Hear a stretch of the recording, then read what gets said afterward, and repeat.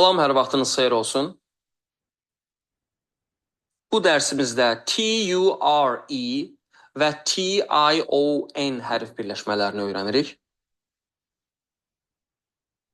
T-U-R-E söz içində çır və ya çə olaraq oxunacaq.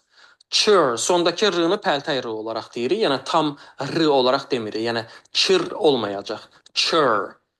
Və çə. Fərq nədir hər ikisində də? Hər iki formanı deməniz doğrudur. Yəni səhv yoxdur. Sadəcə olaraq çır daha çox Amerika ingiliscəsində, beynəlxalq ingiliscəsində keçərlidir. Çə isə Britaniya ingiliscəsində istifadə edilir.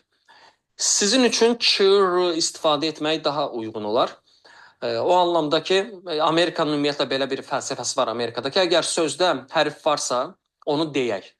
Yəni orada əgər o sözdə hərfi səsləndirməyəcəksə, həmin hərf də o sözdə olmasın kimi belə bir fəlsəfə var. Ona görə yəni Britaniya ingiliscəsində çə desələr də Amerikanlılar dili daha da sadələşdirmək istəyirlər və r-nı deyirlər. Chur. T-I-O-N hərf birləşməsi isə şın səsi verir. Şın. Deməli T-U-R-E chur və ya çə, T-I-O-N isə şın olacaq. Dərsimizdə T-U-R-E hərf birləşməsini çır olaraq səsləndirəcəm. Beynəlxalq, yəni Amerika ingiliscəsində. Nature, capture, lecture, picture, adventure, culture, future, furniture, moisture, structure. Gəlin başqa öyrəndiyimiz hərf birləşmələrinə də nəzər yetirək, qaydalara nəzər yetirək, hansı ki bu sözlərdə vardır. Picture sözündə baxsaz, C hərfindən sonra qızıl hərflərdən i-ay-vay heç biri gəlməyib, ona görə də C hərfi k olaraq oxunur. Picture, eyni ilə lecture sözünə də aiddir bu. Lecture sözündə də görürsünüz C, k kimi oxunur. Adventure, culture, U hərfi A kimi oxunacaqdır. Çünki onun olduğu heycada artıq samitlə bağlanıb. Culture. Sondakı i artıq belə deyim, sehirli i deyil. Çünki hərf birləşməsinə aiddir. Yəni bu T-U-R-E hərf birləşməsinin içində sayılır. Müstəqil olaraq sehirli i deyil. Future furniture, U-R öyrənmişdik ki, ör səsi verir. Ör, furniture.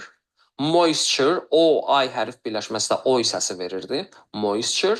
Structure, U hərfini A olaraq oxuyacağıq. Sehirli i qanunu yoxdur burada. C hərfi də k olaraq oxunacaq. Çünki ondan sonra qızıl hərflərdən heç biri gəlmir. Məndən sonra təkrar edin.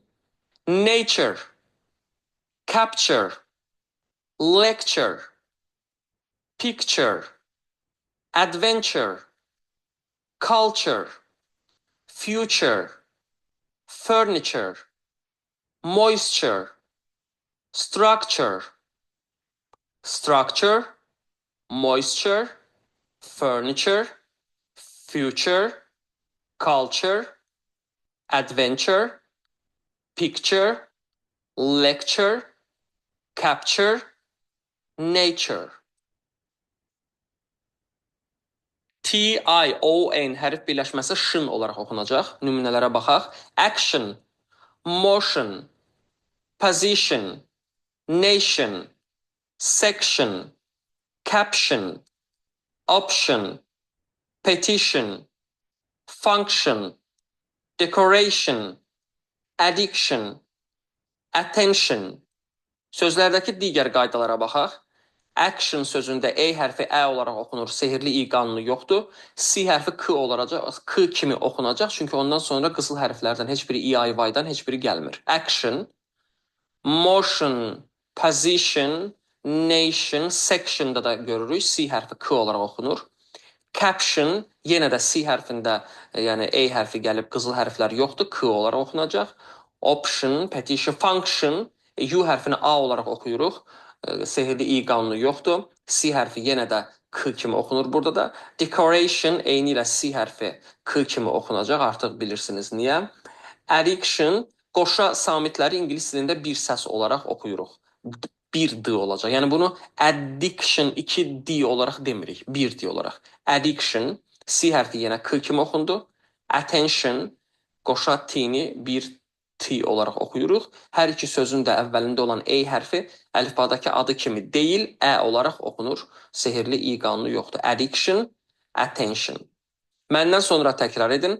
Action, motion, position, nation, section, caption, option, petition, function, decoration, addiction, attention, attention, addiction, decoration, function, petition, option, caption, section, nation, position, motion, action.